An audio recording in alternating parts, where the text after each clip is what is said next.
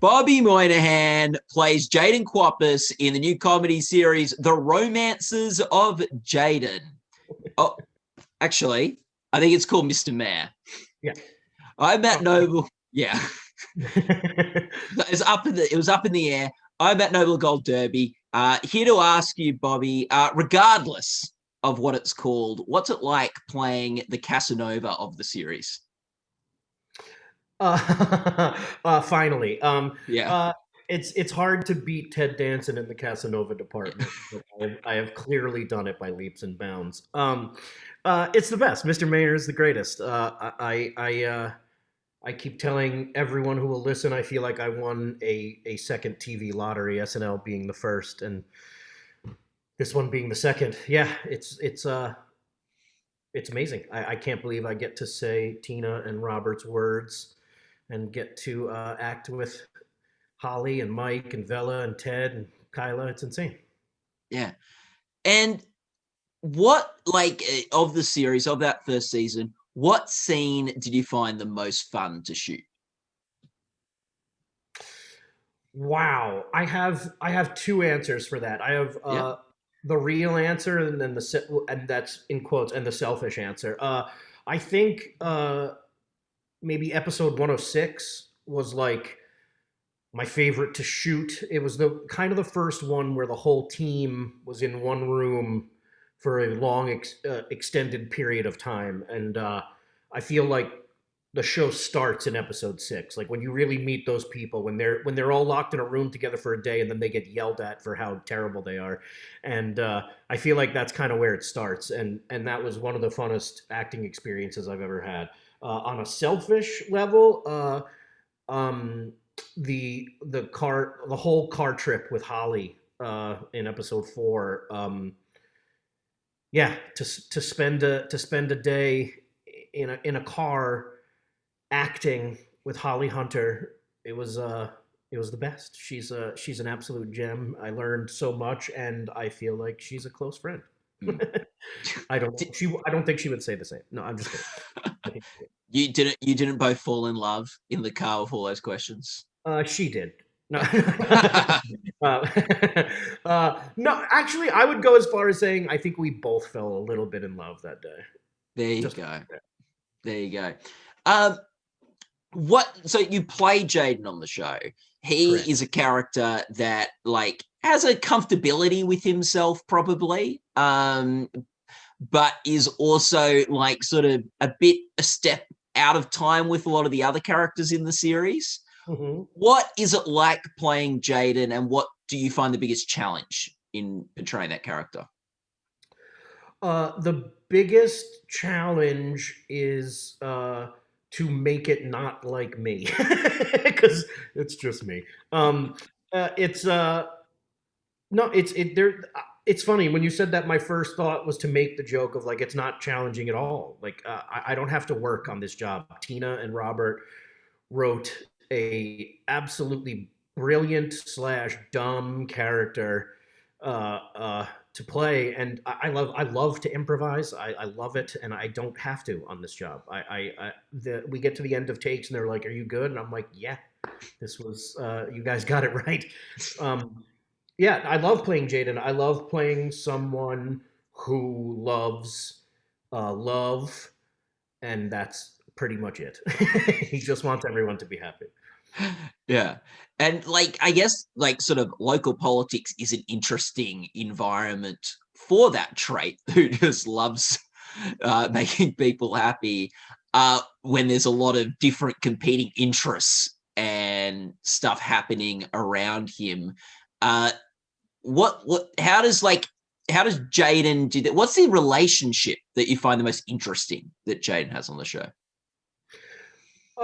They're all pretty interesting, and they keep changing. And Mm, we've only done 9 episodes, so I think it'll change more. But mm, but like, I feel like he just wants the mayor to like him in any capacity. I think like politics, he's not in it for the politics. He's in it for the emotional side of it, and like what's right. mm. But as far as all the politics stuff, like I think it doesn't matter to him as long as people are happy. I think Jaden and Michaela are a wonderful pairing. They're extremely different, but both have huge hearts. Uh, uh, the character of Tommy Tomas and Jaden in the beginning had like a little bit to do together, but we haven't kind of seen them. I would like to see them together more. But yeah, it's interesting. I feel like whatever happens when a character is with Jaden is that character being annoyed or confused by Jaden, and then by the end realizing that he accidentally helped, Yeah. that they maybe owe him an apology, but he Is doesn't there know. is there anything you feel like in making Mr. Mayor season 1 where you, Bobby, accidentally helped with something?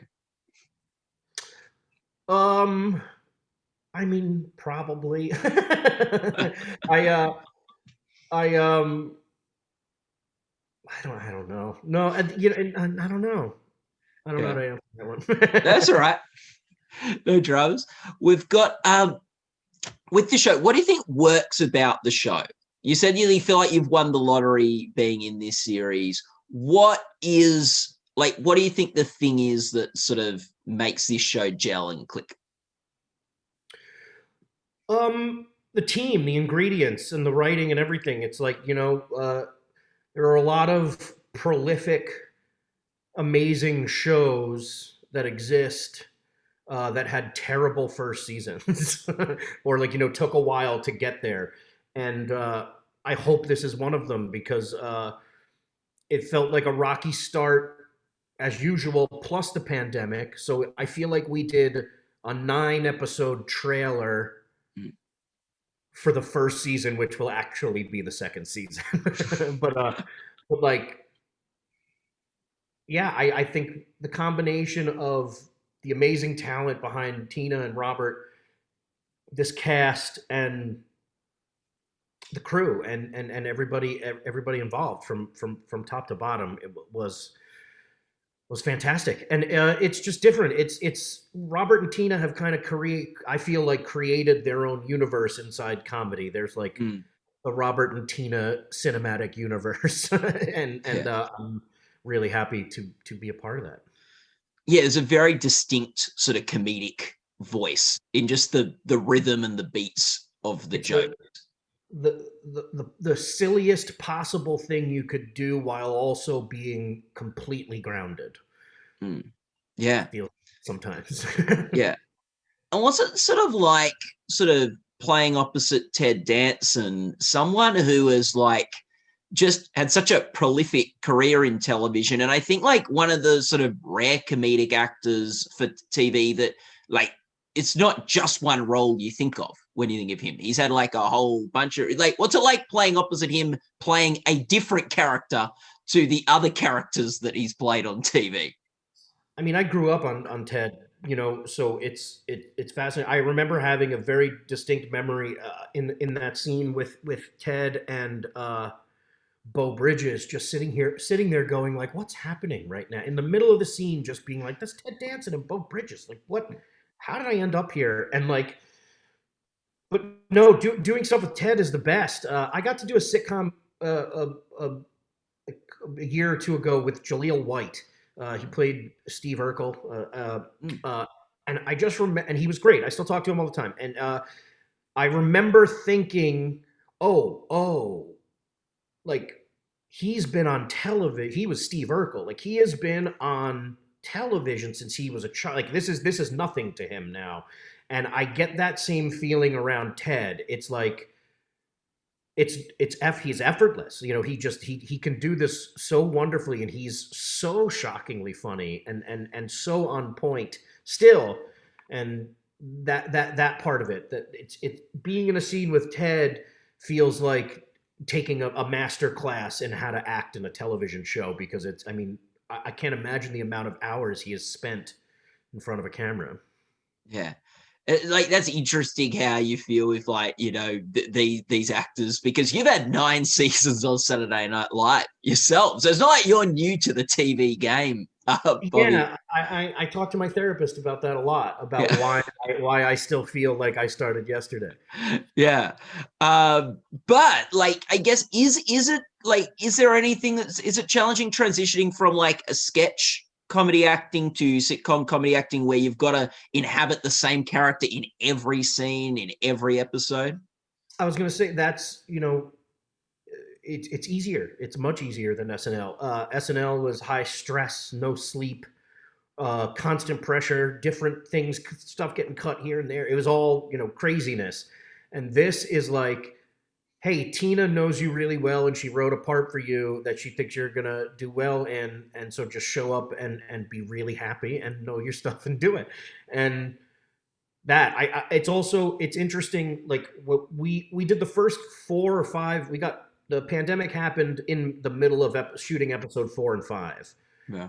So when we came back 9 months later to start shooting again, it was it was weird. I was like, oh, like now we did it for a while. We had some time off, and we also became like very friendly over Zoom, Mm. and we had a lot of Zoom meetings. And then when we came back, it was like we were doing scenes with Tommy and Michaela and Arpy. Like it didn't feel like us acting. It felt like these characters from this show. And like that was the weird part, was like coming back and being like, oh yeah, like Jaden, like I'm still walking like Jaden, or you put the costume on and you feel like it. And like even though like at SNL you would repeat characters, like I did Drunk Uncle a bunch of Mm. times, but it wasn't like there was no point where I put on Drunk Uncle and was like, ah yes, there he is. Like, like it was just like get it done. But like when I put my costume on for Jaden, like I start acting like him, like or acting like that character. And Mm. that's very fun. I miss that. I was a theater major in college, so to get to do it again, Mm. revisit that after the insanity of SNL. Yeah, and I guess like it's not, like correct me if I'm wrong, but like with Drunk Uncle, you're not like, how do I develop this character? What story, like what journey is he going on? Where is he going to be in 5 seasons time or whatever? I mean, Like, I have all of that in oh, here. oh, good.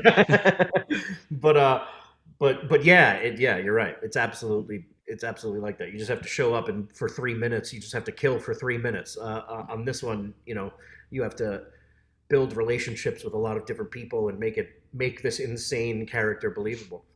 Yeah.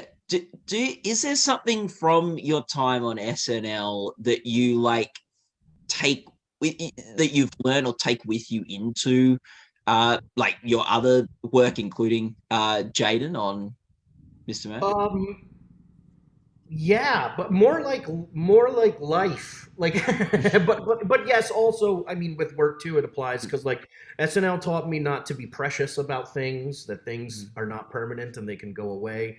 Mm. I think but it also did weird things. It also gave me like a terrible instant set I need instant gratification immediately because of SNL. That's starting to subside now a few years out.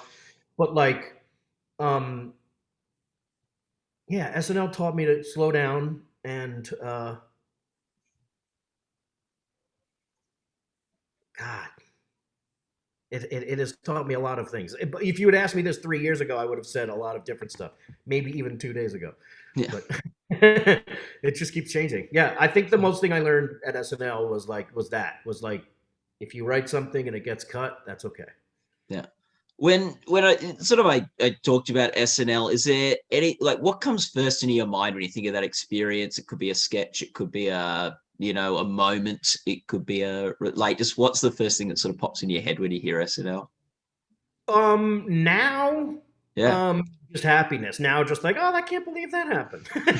But that has changed many times over. Um, I think about when I was. It's funny. I think about when I was 15 and like watching it. Like the being on it part is I'm still processing, but I remember. I mean, there's 100. When you say that, I remember 100 million moments that are all insane at once. Mm. That makes sense. It's Yeah. like I don't know what story to tell first sometimes. Oh, that's good. Did you have a favorite sketch? I'm sure you've been asked that a million times, but My favorite sketch when I was on the show, I was not in, is that you was would know. I my favorite sketch from my time at SNL was this Yeah. really weird sketch with Fred Armisen and John. Oh my God, I'm blanking on his name. John Malkovich. Uh, where they're two little boys who get a calculator for Christmas and they're extremely psyched about it, and that's it. And it's my favorite sketch in the world. Oh, As far as sketches that I've been in, I have hundreds. I yeah, mean, yeah, right now, yeah. I mean, the two that stick out the most for me, Matt the Radar Technician was like one that the Undercover Boss one was like one I'm really proud of, and the Hobbit Office uh, with Martin Freeman, Mm. like today. Those are Yeah, today. yeah. Oh, it's great. What and do you have a favorite line from Mr. Mayor or a favorite scene from Mr. Mayor? I mean, my favorite line in the whole series Yeah. is Ted in the pilot episode when he says he followed a woman out here. He's talking about how he got to L.A. and he says, I followed a woman out here. Uh, we were in love. She was an actress.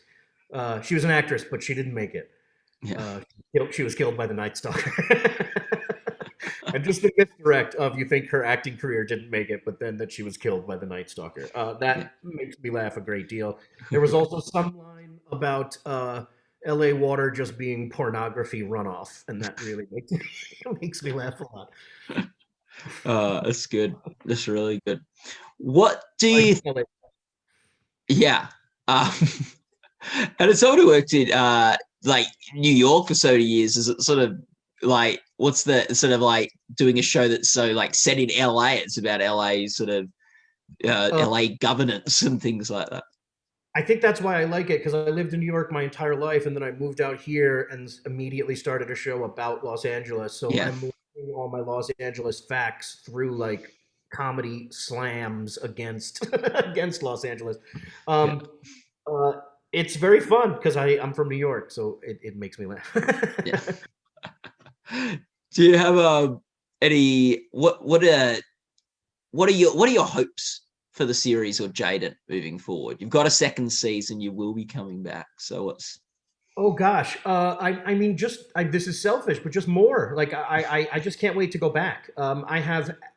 It's nice to be on a show where I have absolutely no expectations for Jaden. I'm not like, ooh, I hope they take him in this direction. I'm like, you guys build the ship, and I will get on it.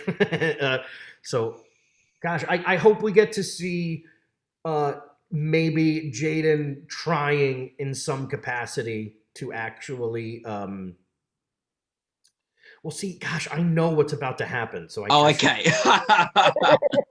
because we had written and we're about to shoot 13 episodes, but we only Mm, got through 9.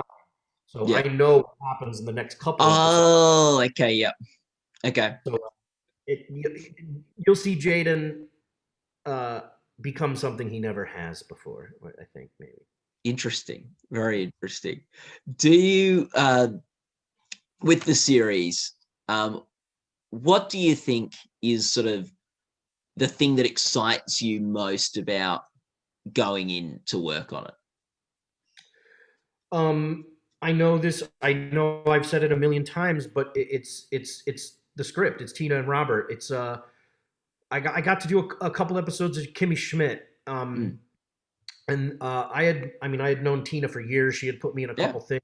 She was wonderful to me, but it was the first time I really like met Robert and worked with Robert. I had heard of him. He was a legend at SNL, and of course, like when I got there and met him, we hit it off wonderfully. And I remember going home to my wife and going like, I know, like I've had a lot of amazing jobs in my life. I'm very thankful, but this Kimmy Schmidt one, like it was just different. It felt right. Like I wish I could get on one of their shows because like I just feel like I feel like I love doing their type of comedy. So when they called with this, I was extremely happy. And that's it. I mean, like other than the cast, it's a job. Acting's a job. But like to get to go work on something with people who are so amazingly talented at their job, it's a blessing.